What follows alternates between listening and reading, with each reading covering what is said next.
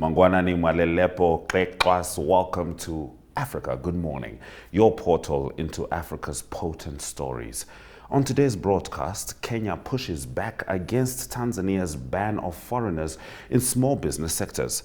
Protests continue to rock Angola as fuel price hikes spark violent unrest. Kenya's bold anti-alcohol proposals ignite a nationwide backlash. We celebrate African women shaping economies through tech, farming and innovation, plus exclusive footage from Namibia, Zimbabwe and South Africa, as well as Woolworth's projected earnings to drop. Kim Lecourt's Tour de France milestone and quarterfinal clashes at the AfroBasket 2025. Watch Africa Good Morning on DSTV 285, GoTV 25, OneUp2.com, Network Media Hub on YouTube, as well as NTV Africa. My name is Ashwin Berry. Top stories shortly. Welcome to Namibia, where adventure meets tranquility. With Enjoy, you have access to a wide range of accommodations to suit every traveler's taste and budget. Experience the finest dining and hospitality Namibia has to offer. Booking your dream accommodation is just a few clicks away with Enjoy. Join thousands of happy travelers who have trusted Enjoy for their Namibian getaway. Your gateway to unforgettable Namibian adventures.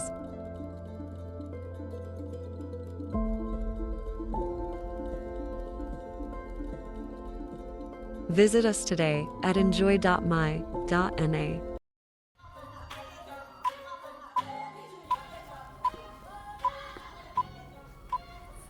Let's get into our top stories on Africa. Good morning. Tanzania has stirred regional tension with its decision to ban foreigners from owning or operating small-scale businesses in 15 sectors, ranging from mobile money to tour guiding and salons. Trade Minister Selemani Jafo defended the move as a means to safeguard Tanzanian livelihoods, especially in sectors where local traders have long expressed concerns over foreign, particularly Chinese, competition. Local support is strong, with Kariako traders praising the initiative. However, the decision has triggered diplomatic unease in Kenya. Trade Minister Lee Kinyanjui called for dialogue, citing East African community principles of free movement and trade. Kenyan lawmakers warned of potential retaliation, noting that many Tanzanians also work in Kenyan industries. Online, Kenyans questioned Tanzania's commitment to regional integration, recalling past economic and political tensions. This latest move follows the controversial deportation of Kenyan observers attending the trial of Tanzanian opposition leader Tundu Lissu. With general elections looming in Tanzania this October, critics suspect internal politics may be fueling protectionist policies, putting decades of cross-border economic cooperation at risk. In the next story, violent protests over Angola's diesel price have left 22 people dead, according to a government update. The unrest, which began with a strike by minibus taxi operators, spread across multiple provinces, leading to looting, police clashes and mass arrests. Authorities confirmed that nearly 200 people were injured and over 1,200 arrested. This follows the government's ongoing removal of fuel subsidies, an effort backed by the International Monetary Fund to relieve pressure on public finances. In 2023, a similar petrol price increase also sparked deadly protests. The recent diesel hike raised prices by 1/3, igniting widespread anger in a country where fuel subsidies previously accounted for up to 4% of GDP. Investors view the reform as a necessary but politically risky step. Peter Niesten of Neuberger Berman emphasized the importance of subsidy cuts as proof of Angola's commitment to economic restructuring. Still, the social cost is high, with looted shops, burned vehicles, and a volatile public mood, suggesting that while Angola may win praise from financial institutions, the public remains unconvinced. Kenya is facing mounting criticism over a sweeping anti-alcohol proposal aimed at curbing substance abuse. Unveiled by the National Authority for Campaign Against Alcohol and Drug Abuse, NACADA, the proposed policy would raise the drinking age to 21 and ban alcohol sales in supermarkets, restaurants, public transport, and via delivery services. Celebrity endorsements would also be outlawed, while authorities argued the rules are necessary to tackle widespread alcohol addiction. Many in the industry warn of severe economic consequences. Manufacturers say they excluded from policy discussions and argue the measures could drive consumers towards unsafe illicit alcohol. Lawyer Donald Kipkorir decried the plan's potential impact on hospitality and tourism. Nakada later clarified the proposal is a roadmap subject to legal review and stakeholder engagement. Previous attempts to reduce alcohol abuse through legislation have floundered, including a 2023 proposal to limit pubs in central Kenya. With a significant share of Kenyans already struggling with alcohol dependency, the policy does aim to address a real issue, but risks alienating businesses and youth if not more inclusively developed. In the last of our top stories, marking Pan-African Women's Day, which was yesterday, a deep dive into women's roles across Africa reveals a powerful force reshaping the continent's economy. From agriculture to digital innovation, African women are leading transformation despite enduring obstacles like limited access to land, finance, and education. Natalie Africa of the Gates Foundation highlights how digital public infrastructure like mobile payments and digital IDs empowers women to access services, secure income, and expand influence. A Kenya-based program supported by the Gates Foundation delivers agricultural advice and microfinance to women farmers through mobile platforms. In Nigeria and Tanzania, similar projects integrate women into policy making and supply chains, reframing them as agents rather than aid recipients. Case studies spotlight women like Uganda's Dr. Claire Mukankusi, who develops climate-resilient crops, and Kenya's Josephine Kimonyi, who built a thriving farm business. Yet challenges do persist, especially around digital inclusion. Nearly 1.4 billion people remain excluded from formal financial systems, most of them women. The Gates Foundation calls for locally driven, gender-intentional solutions to close these gaps, because when women gain financial and digital agency, entire economies rise. Those have been our top stories on Africa. Good morning. We're shortly going to have a look at the weather, and then after that, we'll dive into some visual news.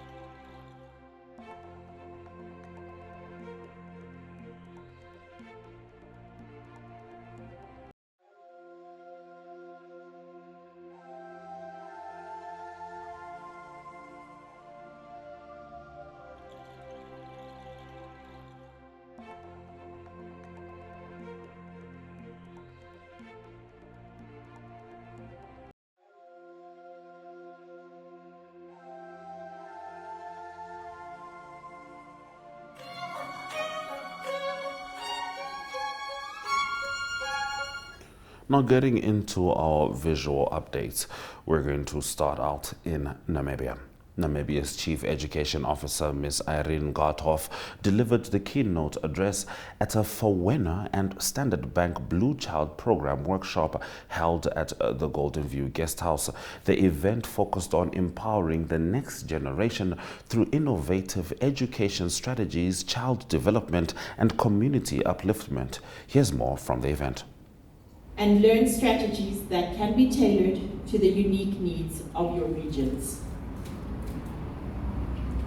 We encourage you to actively engage, ask the questions that need to be asked, and make the most of this opportunity to grow professionally and personally. To our colleagues from Standard Bank, please do relay our message to them. We are once again thankful for their partnership and presence. Their commitment to social impact through education continues to shape Namibia's future leaders, our learners, our children.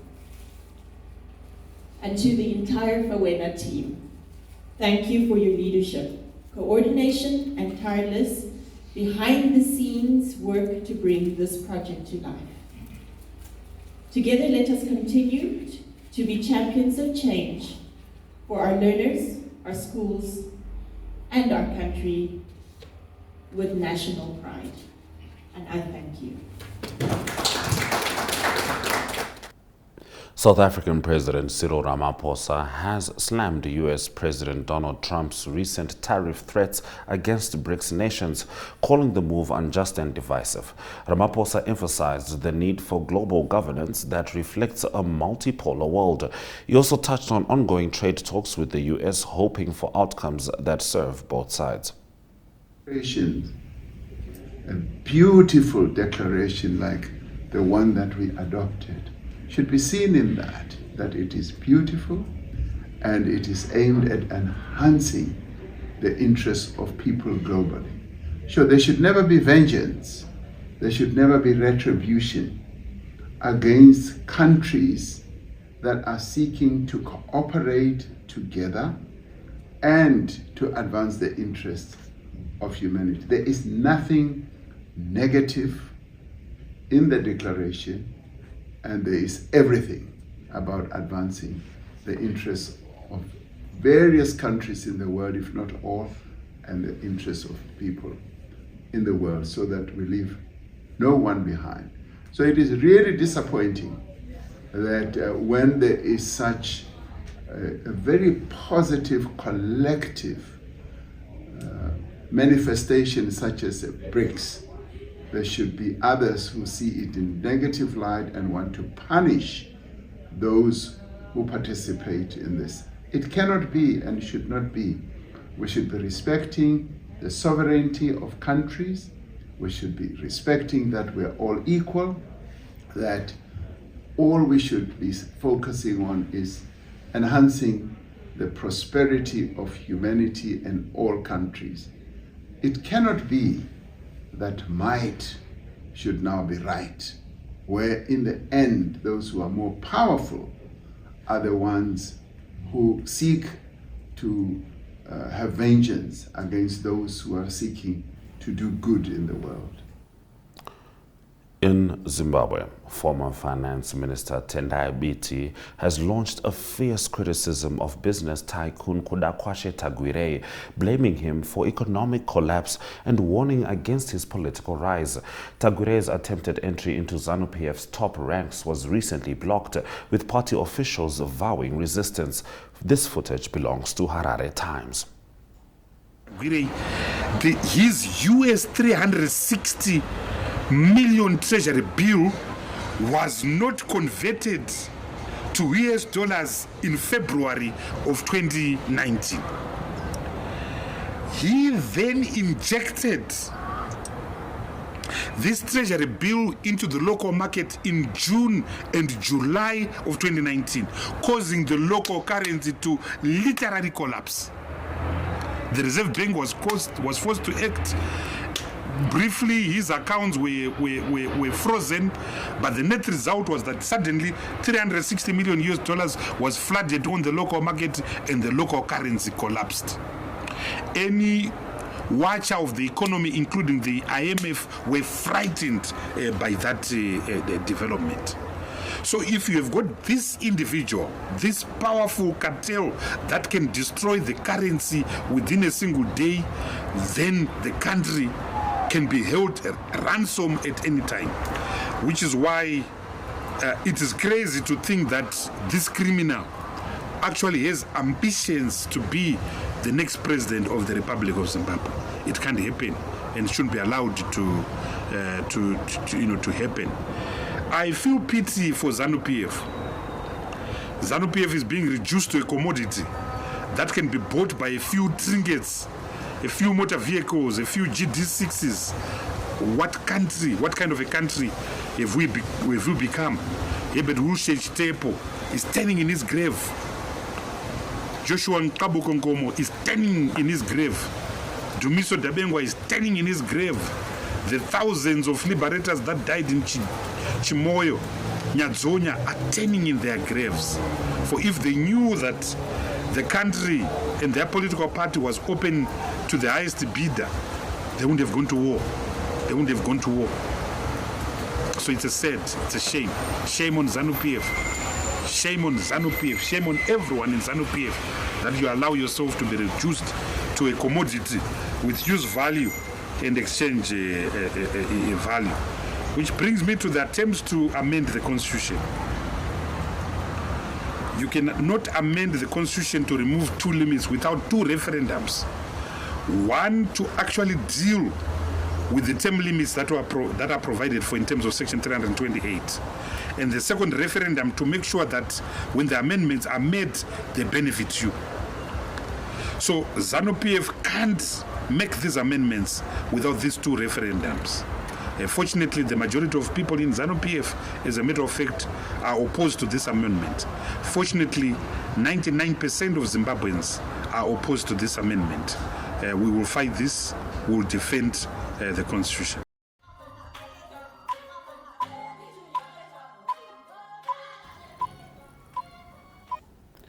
South African retail giant Woolworths has announced a projected decline in full-year headline earnings of up to 29%, driven primarily by poor performance in its Australian subsidiary Country Road Group.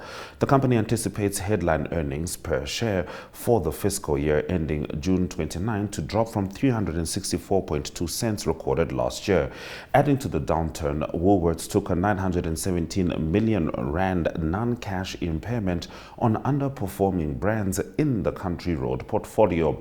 The reassessment reflects broader challenges faced by South African retailers with global expansions, particularly in sluggish overseas markets. While the core South African business remains relatively stable, the group's international investments continue to weigh on overall profitability. Investors and analysts are closely watching how Woolworths recalibrates its brand and operational strategies. This announcement is a signal that even well-established regional players are not immune to global retail volatility, and the balance between local dominance and international ambition remains a delicate one for African companies expanding abroad. That's been our economic news. Let's have a look at the indicators before we swing back with the sport.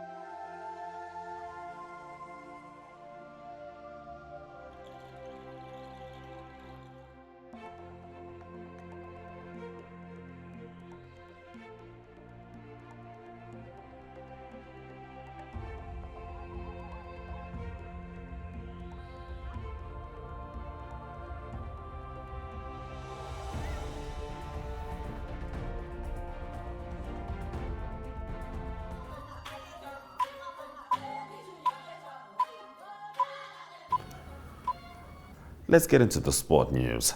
Kim LaCourte-Pienaar has made cycling history, becoming the first African woman to win a stage at the Tour de France Femmes. The 29-year-old Mauritian cyclist claimed victory in the fifth stage of the race and reclaimed the prestigious yellow jersey, marking her as the overall leader. The 166-kilometer stage concluded in a thrilling sprint against some of the Tour's top contenders. LaCourte's journey is one of resilience. After struggling in Europe due to financial constraints and lack of support, she returned to Africa, reconnected with her form, and reignited her road racing ambitions. Her breakthrough came last year when she won a stage of the Giro d'Italia Donna. Now part of AG Insurance sold-out team, LaCourte eyes overall victory in this year's tour, which spans 1,165 kilometers and includes a 17.2 kilometer elevation gain. Her achievement has not only raised Mauritius's sporting profile, but also symbolized the emergence of African women in elite cycling, a field long dominated by European powerhouses. In the last of our sports stories, The FIBA Women's AfroBasket 2025 in Abidjan, Côte d'Ivoire is in its thrilling quarterfinal stage at the Palais des Sports de Treichville.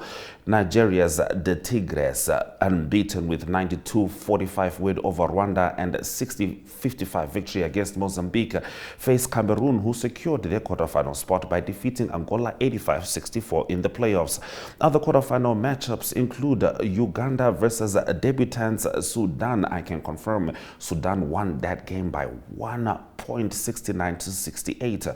Mali versus Mozambique, and host Côte d'Ivoire versus Senegal. The top 4 teams will qualify for the 2026 FIBA Women's Basketball World Cup qualifiers. Now let's relive the highlights between Cameroon and Angola.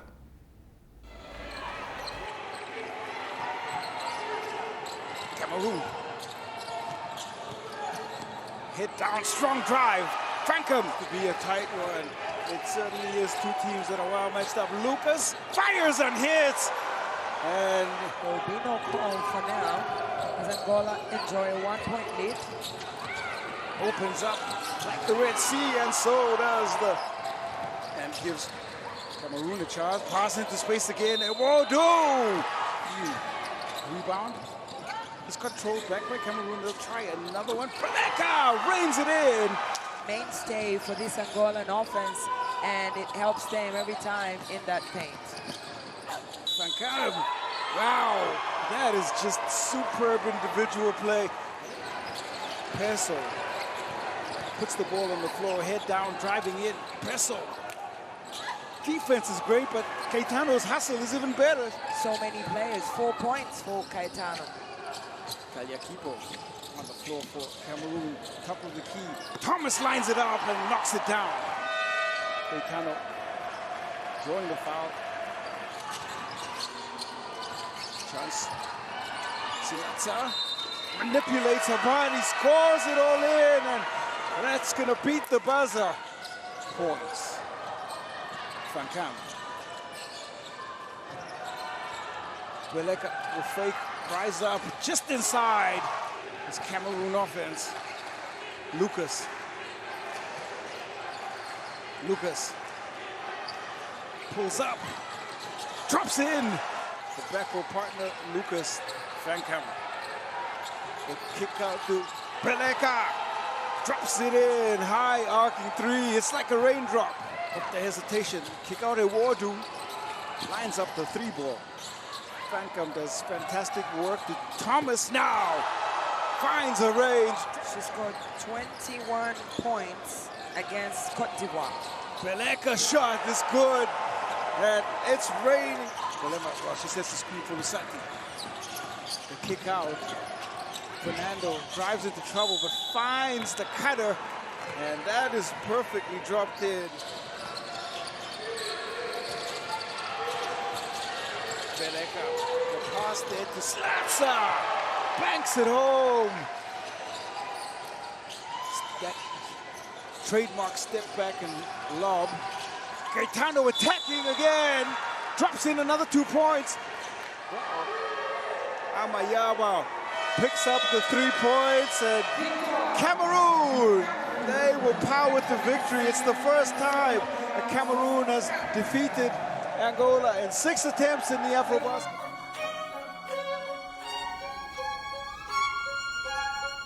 DSTV 285 GoTV 25 is where you can find us at 7 a.m. for Africa Good Morning. But if you go to oneup2.com and you click Echo, you can find us anytime. Yes, the live show is at 7 a.m. but on Echo you can relive each and every Africa Good Morning episode, as well as NTV episodes from all your favorite shows. So DSTV 285 GoTV 25, oneup2.com. On YouTube it's Network Media Hub and NTV Africa. I have had a fantastic week. We certainly hope you have too. The Africa Good Morning team is looking forward to linking up with you again on Monday. But for now, from myself and the Africa Good Morning team, Swera Jaganaka.